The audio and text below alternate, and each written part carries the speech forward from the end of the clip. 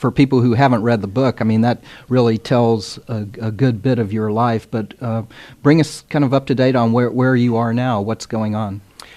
I'm now living in Tallahassee, happily, with my partner Gretchen, and I'm living with her 2 children, Owen, who's 15 and a half, and Millie, who's going to be 11 in 9 days. And we have a very happy family. I'm doing some writing. I'm 3/4 of the way done with a second book that I'm writing on how to find and sustain healthy, loving relationships. Mm-hmm. Something that people seem to be asking for a lot of. Mm-hmm. Well, your book, which I was talking about earlier, Blindsided, it kind of starts with a pivotal moment in your life, the moment when I guess you were about 28 years old, mm-hmm. when you admitted that you were blind. Yes. Yeah, it was a difficult thing to own and take responsibility for. In the book, there are segments about how I just spoke to a friend yesterday who said, if I hadn't been in denial, I would have had a couple more years of enjoyable life. But the denial was so strong. I did not want to admit that I had no sight. I didn't want to, I didn't want to deal with it. I couldn't see myself as a blind person initially. Mm-hmm. Was it helpful to you to write about that experience? The book in particular, you mm-hmm. mean? Completely. It was...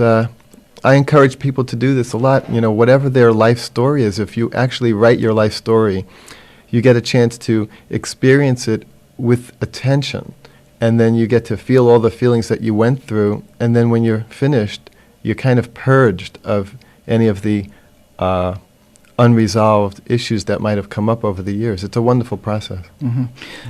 The book, it contains a lot of kind of flashbacks. It jumps around from different times, and some of the flashbacks go all the way back to your childhood. What was your childhood like?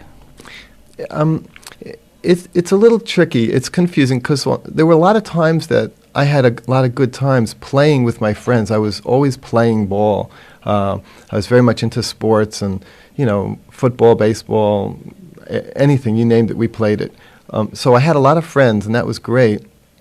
I also had a very difficult family life because my father was German disciplinarian, and he abused me a lot physically, and I was pretty terrified of him.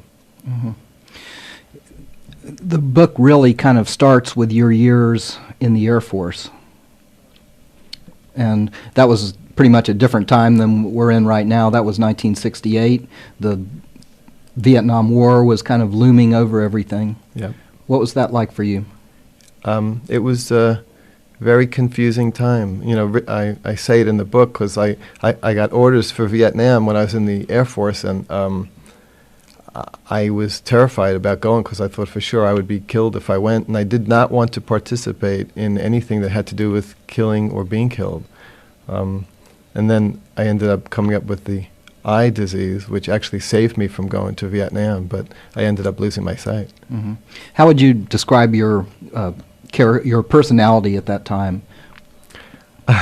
Cocky, self-centered, arrogant sergeant in the Air Force, just like it says on the book cover. Mm-hmm. But on a deep level, lost, alone, and confused. So you were pretty much like any other kid, I guess, in a lot of ways. I think that, the boys growing up at that time, in our generation when Vietnam happened, all carry some kind of hurt from that experience because so many people got out of going to Vietnam, and so many people went to Vietnam and died, and so many people went to Vietnam and came back but were maimed for life, physically or emotionally. It was a very difficult time in our country's history, for the men in particular. When did you first start to become aware that you were having vision problems? Well, I used to play pocket billiards a lot. I was pretty good in that, and I remember having some eye strain from playing. And but one time, the first time I really thought that something really weird was going on, was I walked back to the base. I was stationed at Homestead Air Force Base in South Florida, and it was very bright. And I went back into this dark barracks, and when I walked in from the brightness, my eyes did not adjust real quickly, and there was like a strobe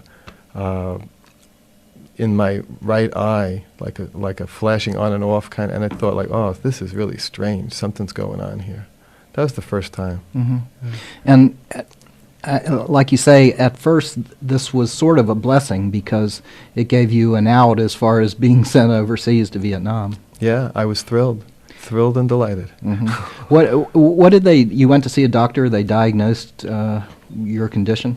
Bilateral anterior uveitis, secondary glaucoma. I was thrilled to, have some condition that was going to keep me out of going to Vietnam. I had no idea that it was going to be a real issue in my life. Mm-hmm. But they began treating you at that time. Yeah, they gave me very strange, weird treatments. It's in the book. Yeah. What did they do? They were basically shots in the. Well, they didn't know what to do with me, so they gave me a lot of steroids. At the time, it was that's what they did when they didn't know things. I don't know if they do that today. They might not. I was given injections in my eyes of steroids. I was given 100 milligrams of steroids every morning to take, and I was given eye drops of steroids. And they just basically bombarded my body with steroids. And, well, the results did not work out like they were hoping. Mm-hmm. Well, eventually it turned out that these treatments were probably more responsible for you losing your sight. Yeah, I checked out the PDR, I think it was the 1972 Physician's Desk reference, and in there, just clear as, black and white print, it states that excessive use of hydrocortisone, which were the steroids, can cause glaucoma and cataracts, which is exactly what happened for me. So it turns out that based on their findings, the physicians' findings, that this was something to be concerned about, and didn't seem like they were on top of it at the time. Mm-hmm. Well, have you ever considered filing any kind of lawsuit, trying to seek damages for that? Well, I do receive a pension from the government because I lost my sight while I was in the service, and it makes me pretty financially secure. The truth is that I don't know if I would have lost my sight if I never joined the Air Force or not. And I don't think anybody will ever know. And I'm pretty at peace with my life, so I don't really want to, be trying to knock down doors and trying to get things when my life is going well. Mm-hmm. Again, the numbers to call to join the conversation today, 644-9855 or 1-800-926-8809. We're talking with Marty Klein, author of the book Blindsided. Marty, eventually you got out of the service, and that sort of began, that period of your life was, I guess, confused would be a good adjective to describe it. Yeah, I didn't know where to go, I didn't know what to do, and I didn't know what was going to happen with my health. Mm-hmm. You were just basically a 20-something-year-old kid looking for some kind of direction, and you moved back and forth different places. Eventually ended up meeting a woman whom you married. Ellen, yeah. We got married, and it was a pretty destructive relationship. I was terrified about being alone, and it was in the early 70s when a lot of people were doing drugs and acting really in very strange ways. So I participated in that segment of life. Mm-hmm. And all this time your vision continued to deteriorate. Yeah, it just kept going downhill until a time when, I think it was 1976, where I just realized that this is it. I have no more sight, and I need to let go of trying to save my sight, which was actually an incredible relief. Trying to reclaim my vision or maintain what I had was exhausting. It was a day-to-day struggle. But when I finally had lost my sight completely, it was, well, all right, I can relax now. The fight is over. I lost. And I still am alive. Let me carry on and live my life. Well, that's kind of interesting to me. I would think, you know, to be without sight, to be a person without sight, I would think it would be that much difficult if you had been able to see before. And I would think to find yourself finally without sight would be terrifying. Well, it was. You know, not to tell anybody that it was a bowl of cherries. It was difficult, and the transition was difficult.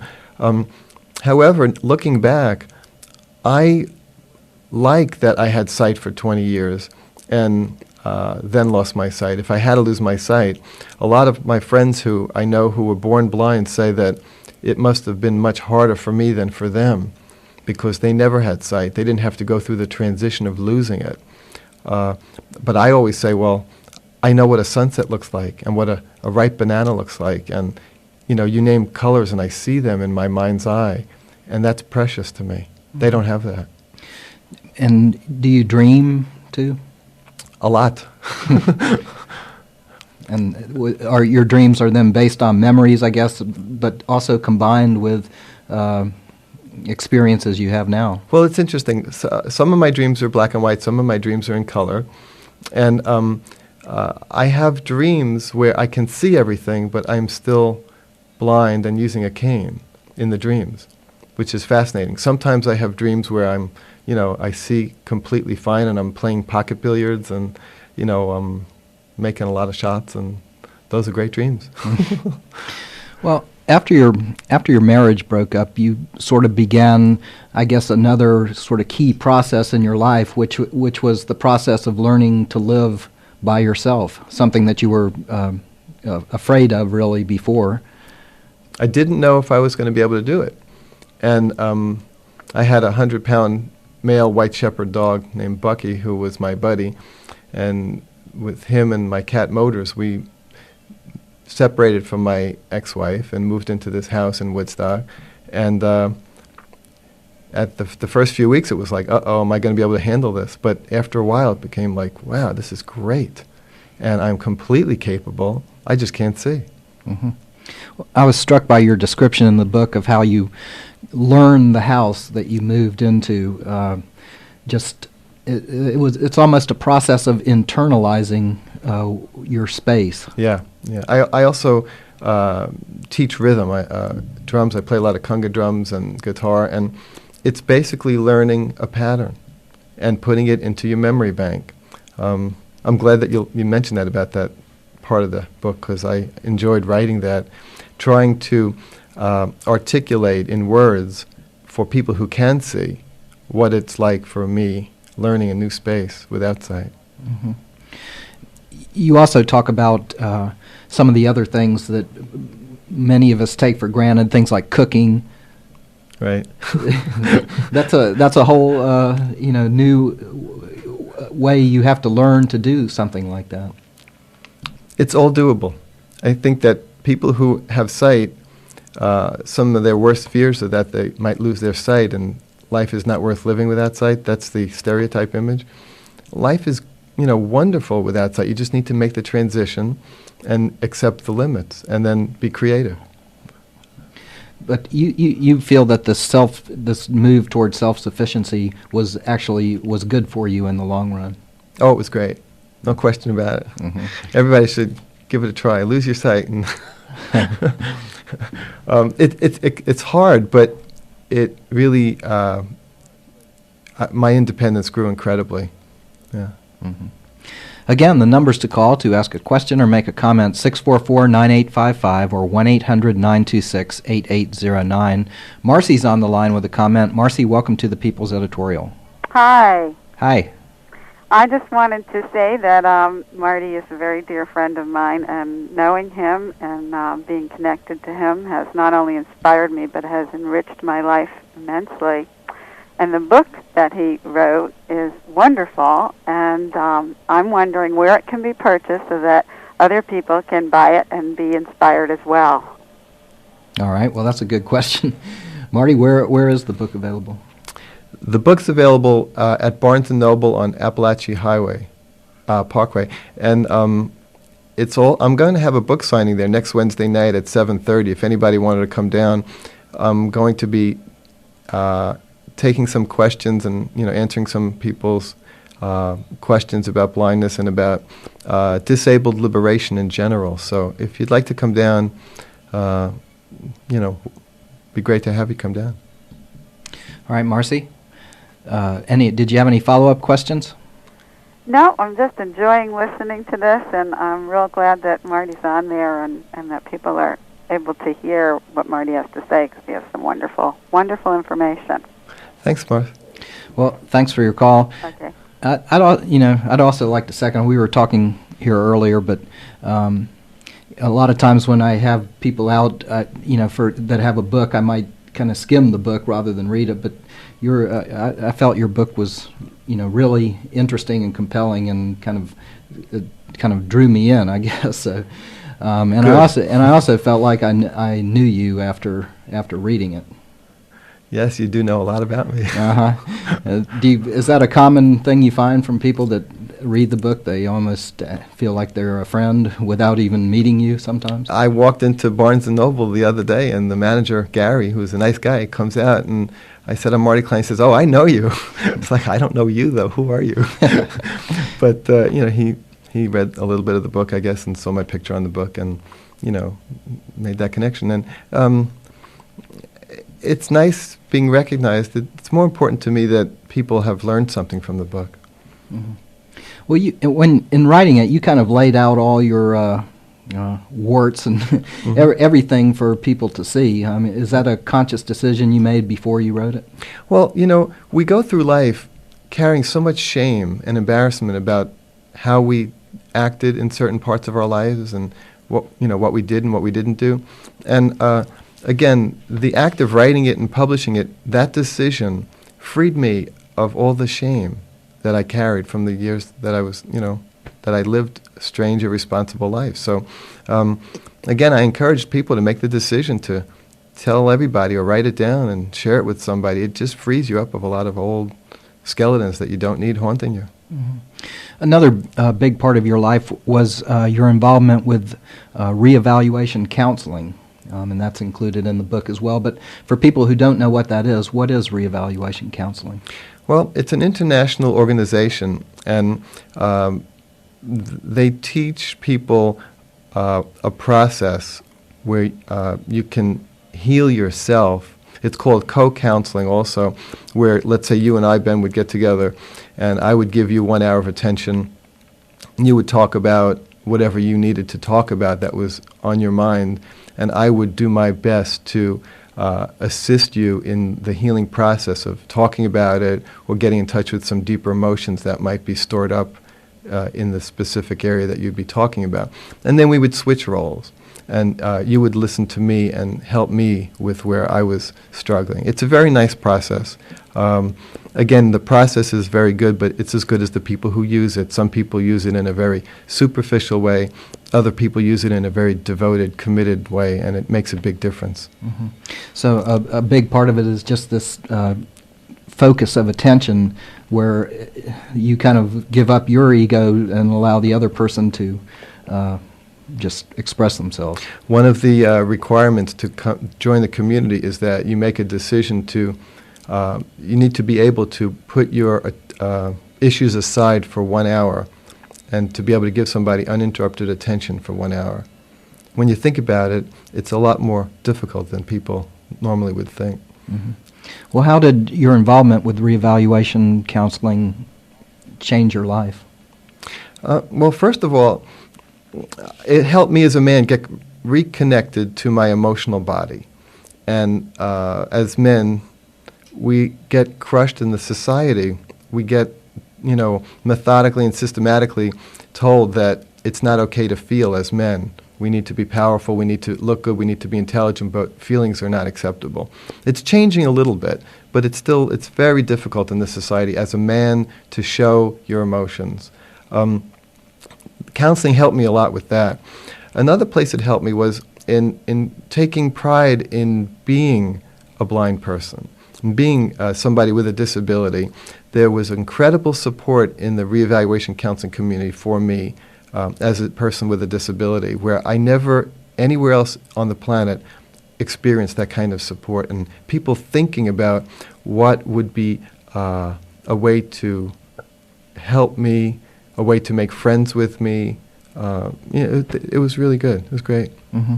Well, at some point you began writing about your experiences, and at one point you wrote about the oppression that that blind people face. Yeah, in the book there's an article that I put in the book about an elegant solution to trying to figure out if I could call myself blind or not. And the word blind in the dictionary has a couple of meanings. One is destitute of vision, without vision, which was my condition. And the other one was without sight, morally or intellectually, which was definitely not my situation. And, blind hostility, blind rage, blind ignorance, they're all hooked into seeing blind as not thinking. And I came up with the word sightless. Sightless was clean for me, and for a few years I used the word sightless exclusively to make a point. At this point in my life, I can use sightless, I could use blind. I don't have a problem using either one. But I still prefer sightless because it doesn't carry the stigma that the word blind does. Mm-hmm. Well, the reevaluation counseling also sort of helped you reevaluate your relationship with your father. Yeah. To this day, I don't agree with the way he raised me, but I understand it. I have compassion for the way he was raised and the way he was unconscious around passing that off onto me. Mm-hmm. He was a good man who was very confused. You describe a scene in there where you took him to watch you shoot pool, and you had made like 40-something shots in a row, right, and you missed, and you looked up and you saw an expression of disappointment on his face, but then after looking at that from a different way, it played out differently in your mind. Yeah, I was raised to look at him when I would make mistakes, and to not look at him when I was successful and doing well. And I just knew that he would criticize my mistakes, but I never knew he would appreciate my successes. Mm-hmm. Again, the numbers to call to ask a question or make a comment, 644-9855 or 1-800-926-8809. I was also interested in the book. You talk about your relationships with women, and you say in many cases you found that women enjoy your company, you feel at least partly, because they feel like you're not judging them by their appearance. Women in our society get hammered every day by being lusted at and leered at by men. Even New Age men who think they're sensitive still have a tendency to look at women, to objectify women. And I found that women felt very relaxed around me, and initially it was a surprise, a pleasant one, because I like women, but I realized that, they're around me because they're not experiencing having a man stare at their bodies. And even if you're a man that doesn't think in those terms, if you have sight, women assume that about you. And it's just difficult for women to really be relaxed with with men with sight. Mm-hmm. You tell a story about meeting a woman at a party whom you found interesting and were contemplating asking out. Right. And that was a great scene in my life. How old was I in the book? I forget. Was I 30 or 32, something like that? Mm. And we had a great conversation, and I really liked her. And then somebody came up to me later on and said, like, do you know, like, she's 73 or 76, something like that? And it was like, at that point, all bets were off in my book. I had shifted from objectifying people by the way they looked to wanting to spend time with people based on their energy and their vibrancy. She was a very energetic, vibrant woman who was very interesting, and I liked being around her. Age didn't matter. Well, about that time, you met another woman, Hilly, who you were with for a number of years. It turned out she had a son, and that at the time wasn't really something that you were looking for, I guess. I was not, and like diamonds in the rough, we never know what's going to bring us the most joy and the most growth in our lives. And Jory, when he came into my life at 2.5, was the last thing I was interested in having in my life. But he and our relationship just grew incredibly, and actually he's going to school at Florida State right now, and he may be listening, maybe. He's just a great human being, and he's made a big difference in my life, and I hope I've made a big difference in his life. Mm-hmm.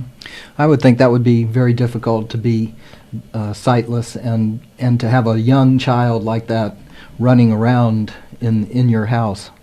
Initially, it scared me, and it felt like a difficulty, but after a while, he knew how I was, and I knew how he was, and we just had a great time living together, and we played lots of games together, and it was a wonderful time in my life. Mm-hmm. What was there a moment when he really realized, that you were sightless, and I guess the impact of it really hit him? I think that we used to go to this ball field and play, and at some point he reached an age, maybe around 8 years old or maybe 9, I'm not sure exactly, where he felt a little embarrassed about playing with me in public because he could throw the ball, he could catch the ball and throw the ball, but I wouldn't be able to catch it and because I couldn't see it coming. And it hurt me when I saw him feeling embarrassed because other people would be watching us. But there was nothing I could really do about that. But to this day, whenever he comes over, we still play. He's 18 now, and, we just have a very playful relationship. And I don't know what else to say about that. Yeah. Again, the numbers to call to ask a question or make a comment, 644-9855 or 1-800-926-8809. You're listening to The People's Editorial. We're talking today with Marty Klein, author of the book Blindsided. Martha's on the line with a comment. Martha, welcome to The People's Editorial. Thank you. I'm thoroughly enjoying this, and I appreciate you having Marty on. Marty, I'm a person who likes to be organized, and I'm a list maker from way back. And I make lists, and then I read them visually. And I want to know, how do you make your grocery lists, and how do you remember your to-do list for the day, and how do you organize your calendar, and how do you remember stuff? Great. I use my eyes. How do you do it? Great question, Martha. I have a computer. That's how I wrote the book, on computer, and I use a voice synthesizer. So if I hit, CAT, it will say CAT, and then reading back it will say cat. So if I need to have oranges, apples, and celery that I want to get, I'll just type it out and then print it out, and whoever I go shopping with will have a list. Martha, Yes. did you have another question? No, but thank you very much. All right. Thanks for calling. Thanks, Martha, for your call. Laura's on the line with a question. Laura, welcome to The People's Editorial. Hi. My question is this. It sounds to me as though your speaker has a lot of insight into issues around people with disabilities. And I wonder if he has any thinking or ideas that he could share about how to improve awareness in the community at large about being around people with disabilities, offering support, plans or ideas he has. And I'll hang up and listen. All right. Well, I just had a meeting about a week and a half ago with a couple of people involved in the disabled movement in Tallahassee. And one of the goals we have is within the next year to have a day where all people with disabilities, as well as their friends and allies, come out to support a Disabled Pride Day in Tallahassee. I think that would be a very powerful thing for people with disabilities to see their numbers, that in numbers we have strength, and isolated we have very little strength. So that's one of the things I'd like to see happen. And I'd like to challenge people in the community to come out, make a commitment to this kind of a project, and to the directors and heads of agencies for the disabled or any agency to support this kind of a project, it's got to be good for everybody in the whole community. The more we get disabled people out in the community, active in the mainstream, the more they will feel good about themselves, the more able-bodied people will get used to seeing people in wheelchairs and people with canes and dogs around, and it won't be such a phenomenon. There are 300,000 people in the state of Florida who are legally blind. And when you think about that, that's a staggering number. How often do you see blind people around? Not as much as, if they were out more, you would see them more, and it would be just a normal experience. And I'd like to see that happen. Mm-hmm.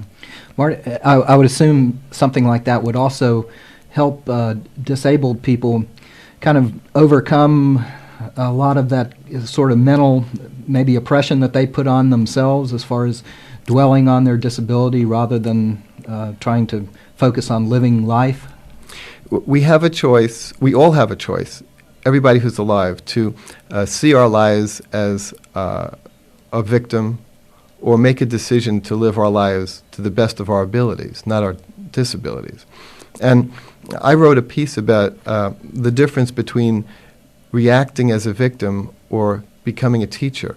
Everybody who has a disability has a choice to be a victim and to stay victimized in that role, poor me, or to make the decision to teach people what they need and what they don't need. And if we teach people, we're going to feel better about ourselves. We're going to get out more. We're going to get more of our needs met in the way that we know that they can be met rather than in the way that they tend to be met in an unthinking way. People who are able-bodied have a chance to become students here. If you have sight and you have a friend who doesn't see, admit that you don't know what they need and then ask them. It's a lot easier than assuming that you know what they need when you really don't.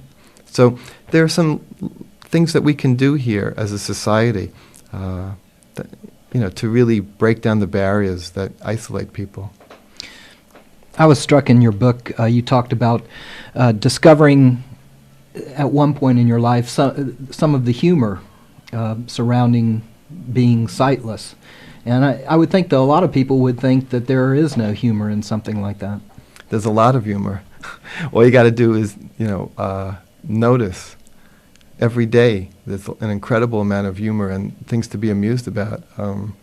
Actually, at the book signing, I'm going to have Millie read a few excerpts from my book. And one of them has to do with how people assisted me in Woodstock. And it's very amusing. And again, whatever happens, you could cry about it or you could laugh about it. I think that we all need to notice that there's a lighter side to life. We sometimes take our lives and ourselves too seriously.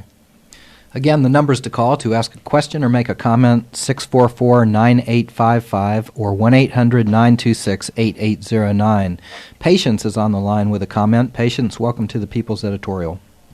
Thank you. I'm getting to know Marty a little bit, and I've met him since he came to Tallahassee. And I'm interested in him sharing more information, Marty, on things like something I've continued to learn with you. And just the other day, I had an occasion where I needed to move a piece of furniture, and I asked, he was sitting down and not doing anything, not busy, and his partner was sweeping, and I asked her when she was free if she could help me move a piece of furniture. And wondering at the time, should I ask him or should I not? And so then she said sure, and a few moments later, Marty came out and offered to help, and I'm like, how do we do this? We have to go down a couple steps. And sure enough, he grabbed one end and I led, and we just did it. It was really no big deal. And so from both my past experience with him and other people, as someone who would fall under the category able-bodied, I realize over and over again that it's a continuous learning process about what someone who has any kind of disability, what they can and can't do, and that how frequently we make assumptions no matter how hard we try. And I both wonder what that's, what it's like for Marty. You've already been talking about some of it, and, what other pieces of information you'd share with people about that. Thanks, Patience. It's a good question. I guess if you see anybody with a disability as being completely able, like assume that we can do everything, and just there's a way to figure it out so that we can get the job done. So often people assume that I can't do something because I can't see, and that's a disservice to both people. So as it turned out, I helped patients move this thing. We didn't have to bother Gretchen, who was doing something else. I felt, capable. I am capable, but I felt capable. There's a difference, and patients got the job done with me. So it's like it's a win situation for everybody. If I didn't assert myself and go out on the porch and help her with it, I might have started feeling sorry for myself.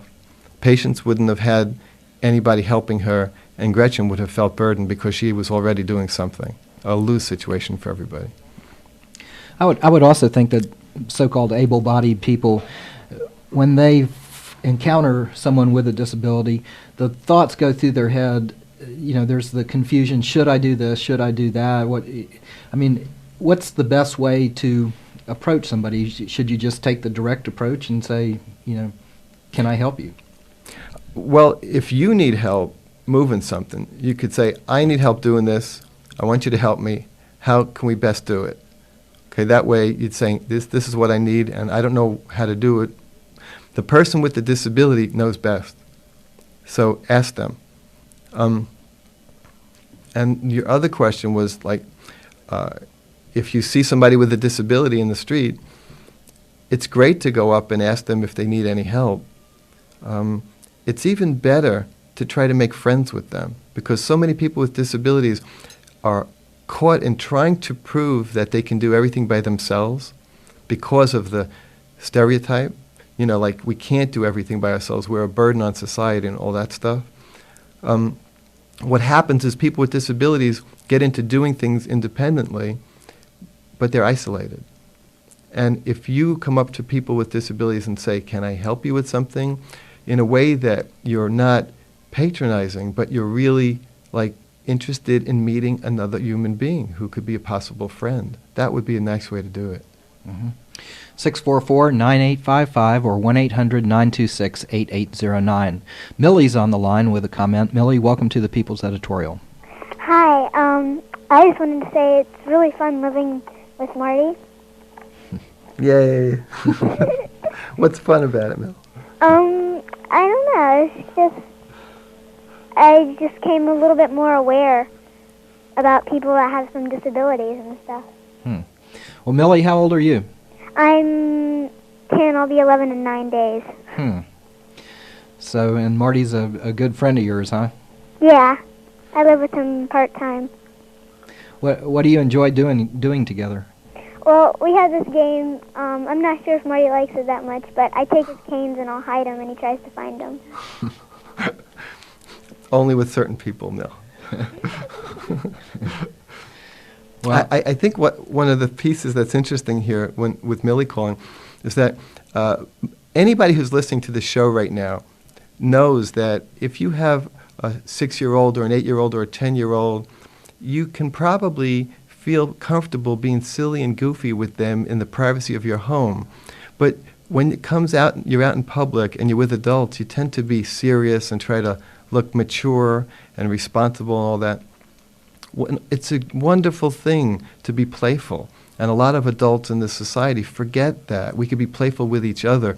We don't have to just do it in the home when no one's looking with our children. But they do benefit. Right, Mill?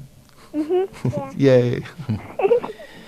all right, Millie, thanks for your call. Thanks, Cole. Tamika is on the line with a question. Tamika, welcome to the People's Editorial. Hi, how are you? Fine. I think I met Marty earlier this year at the Day of Dialogue. Yes, Were you yes. there? Yeah, I was there. Me and myself and my husband William House. Uh-huh. Oh, well, I think, as you know, William publishes books himself, and I was wanting to ask you how did you go about getting your book published? Did you publish yourself, or did you have a company, a publisher? It's a good question. I sent out about 10, I wrote to 10 different publishers, and I got rejected by all of them, and then I self-published. But one of the letters I got back from a publishing company put the whole publishing world in perspective. This letter said that they get about 8 to 10 manuscripts a day, and they publish about 8 to 10 manuscripts a year. That's the kind of overload that these publishing companies have been going through. So I did self-publish my book. I am 3/4 of the way done with my second book, and if you know a publishing company, call me, because I would like to have a good publishing company pick up my book. Did you make any profit off your book? I don't think I made profit. No, I'm probably about even. But I didn't write the book for profit. I wrote the book for doing what I needed to do for me, and also to put the book out in the world so that people could learn from it. And let me also say that the book, for people who are visually impaired, is available through National Library Service. And that's for free. You can get it in cassette form, maybe even Braille form, I'm not sure. And that's all in the Northern Hemisphere, Canada, Mexico, and the U.S. Mm-hmm. Again, the numbers to call to ask a question or make a comment, 644-9855 or 1-800-926-8809. We should probably maybe take a moment to just plug the service that the radio station here offers, the radio reading service for the blind as well. And I was interested to see that you do movie reviews for the radio reading service. I do it for the radio reading service and for a national magazine called Dialogue for visually impaired people. And I have a homepage which is out on the internet, and I'm getting a lot of wonderful responses from people because a lot of people who are visually impaired don't want to go to movies because they don't know if it's going to be an easy or difficult movie to follow, and they'd much rather stay at home where it's safe and than go to a movie and feel like a complete dummy sitting there with a whole visual movie. My reviews rate movies on a 1 to 10 scale, 10 being a movie you could enjoy without a sighted assistant at all, 1 being a movie that would be very difficult even with the best sighted assistant. So, my reviews have been helping people make decisions about getting out to the movies. If it's rated 6, 7, 8, or 9, or 10, it's probably a movie that you're going to enjoy with a little bit of assistance from a sighted friend. Mm-hmm. So you can get enjoyment out of watching TV and things like that, or do you enjoy radio more than TV? Well, it depends. Again, some TV shows I enjoy. Obviously, I don't see them, but I follow the show, and I'm moved emotionally just like anybody else, from most situations. Radio has a tendency to be more descriptive because if you're announcing a radio show, you need to be descriptive. If you're announcing a TV show, you don't need to be so descriptive because you're assuming people are watching. Mm-hmm. At the end of your book, you say that you have found life now without vision to be happier and more satisfying than when you could see. It's true, folks. And I don't imply that life, like if I got my sight back tomorrow, it doesn't mean I'd go back to being miserable. I would have a wonderful life and I'd be able to see. Losing my sight helped me get my life back together and to work on myself where I needed to be, have work, emotional work. But truly, life is much better now without sight than it ever was when I had sight. Is that more a function of just being older, do you think? No, I don't think so. I think it's because I've been in the counseling world for 20 years and I've worked hard on cleaning up the stresses that were making my life miserable. Mm-hmm. How have you dealt with the fact that things that you enjoyed, things that you were passionate about, baseball, you talk about shooting pool, mm-hmm. The weather was a fascination of yours. How have you dealt with the fact that these things are sort of changed anyway. They're not, you can't enjoy them like you were able to. Well, just, the baseball season just started 2 days ago, and I'm totally into it. I love following baseball. I just don't see it. You mentioned two others. What were the other two? Pool. Pool. I get to miss playing pool. And it's not the worst thing in the world to feel the feelings of missing something. Everybody is running from feelings, and I'm doing my best to, notice, accept, feel, but carry on anyway. I miss playing pool. Now, pool would be something you could, it would seem like if you had help, somebody could, point you at a ball and you could play a form of pool, but it wouldn't be the same thing, but you've chosen not to do that.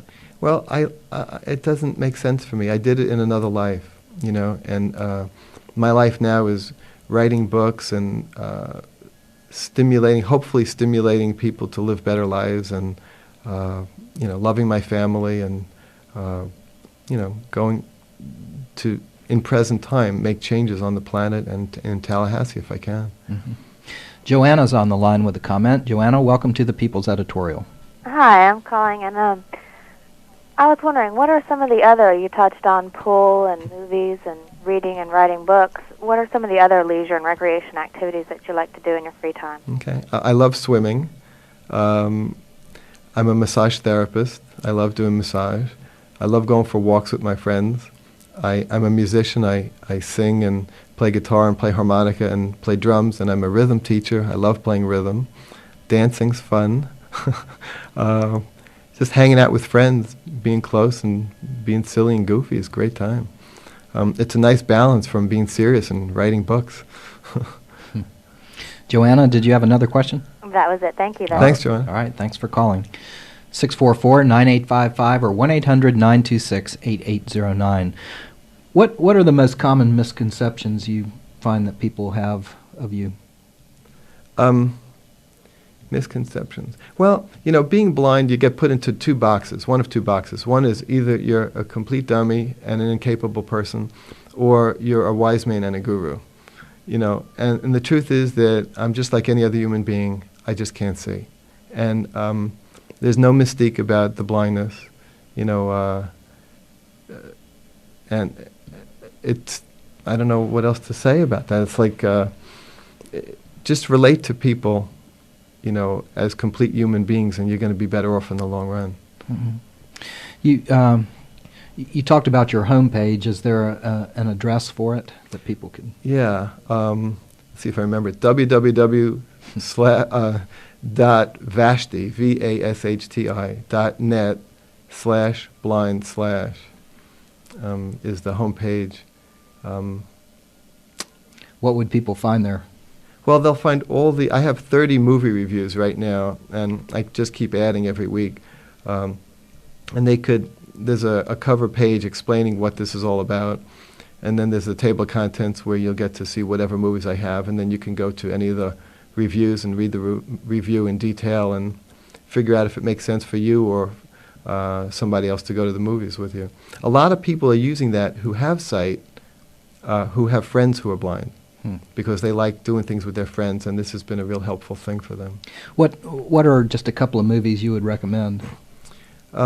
Ghost Over Mississippi, I gave a 9 to. That was a very easy movie for me to follow. Let's see, Sling Blade we saw the other day, and I gave that an 8. That was pretty easy to follow, and I enjoyed that. I would imagine movies that have a lot of dialogue rather than sort of action scenes would be better. Yeah. We saw Fargo the other day, and I gave it a 5. I could have given it less, but I gave it a 5. It was a tough movie. Anytime there's bang, bang, shoot 'em up stuff, it's really hard, like who shot who, and, hard to follow. Well, let's take at least one more phone call. Jean's on the line with a comment. Jean, welcome to the People's Editorial. Thank you very much. I wanted to ask, I'm a person that went through a period of visual disability. Fortunately, it was cataracts, and I was able to have my vision restored. But at the time, I was going to a college up north, and I had great difficulty negotiating the campus because I did not carry a cane. I was not obviously visually impaired to people, looking at me. And there were many, many traps on the campus that I avoided like a plague. Raised brick walkways, paved brick walkways rather, where a brick might have lifted, from weather or whatever, that was a stumbling point, or curbs that were not clearly marked in yellow. And a particularly frightening thing for me was between class changes. Jean, we're running out of time. Okay. What can we do to help the communities make their places visually, accommodating to visually impaired people? Thank you. Marty? Well, in brief, we can raise the consciousness in ways that people won't get defensive, but they'll be understanding. And in the long run, we can sponsor and support getting a college for visually impaired people, just like the people who are deaf have a college. There is no college for blind people right now. Well, we're out of time for today. You've been listening to the People's Editorial. I'd like to thank my guest, Marty Klein. His book is called Blindsided, and you will be doing a reading a week from... Wednesday, April 9th. Wednesday, April 9th at Barnes & Noble's on Appalachia Parkway. At 7:30 p.m., yes. Okay. Great. Well, thank you for coming out tonight. Thanks for having me. Enjoyed it. The program was produced by John Creed, technical assistance provided by Stephen Fox. We'll be back next week with another edition of the People's Editorial. I'm Ben Wilcox. Thanks for joining us.